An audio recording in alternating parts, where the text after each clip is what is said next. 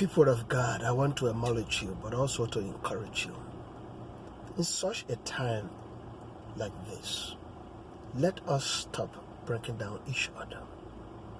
Many times Jesus will deal with people and say, according to your faith. We are in a serious crisis that the church is shut down, and we cannot go to the building to worship as usual. Yes, there is death out there. People dying. People have died, including pastors and bishops and other Christians. Some attempted to go to the church to pray, to exercise their faith, and they die. The same way people went to the grocery stores and died. The same way people show up to work and die. The same way people just went out and they got infected and died. Death has surrounded the entire world. But please don't be the pastor or the Christian who is there talking down other pastors and other believers who try to exercise their faith in God.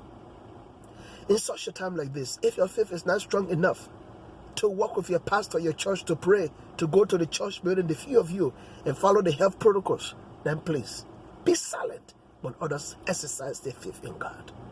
Maybe perhaps those who pray God are hearing are those who risk their life for Jesus. Not those who might hide in the comfort of their zone, home, when they have the opportunity. That few of them can come together to pray. If your faith is not at that level, step aside.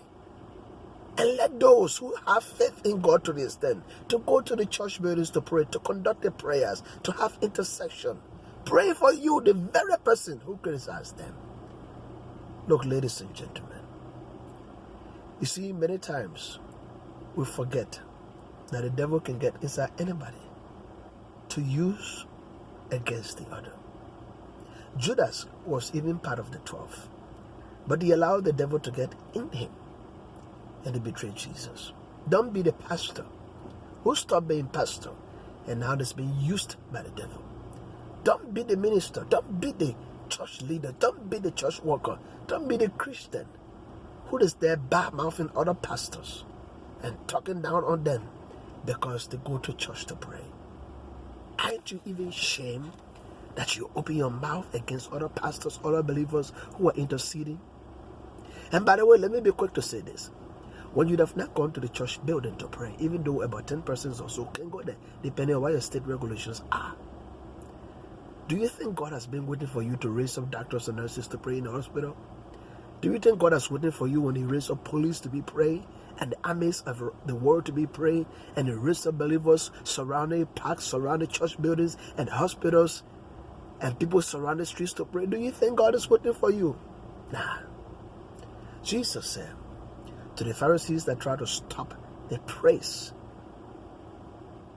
during what we call now Palm Sunday, to the Pharisees, he said, if you stop these people, the rocks will cry out. So if you're out there, Mr. Pastor, Mrs. Pastor, if you're out there, fellow bishop, if you're out there, fellow apostle, fellow prophet, fellow pastor, fellow reverend, fellow evangelist, or you're a musical artist, whoever you might be, if you don't have the faith like other pastors, pray with them that the Lord will sustain them while they go out risking their lives. But don't be the one who criticizes. It should not be your portion. Thank you.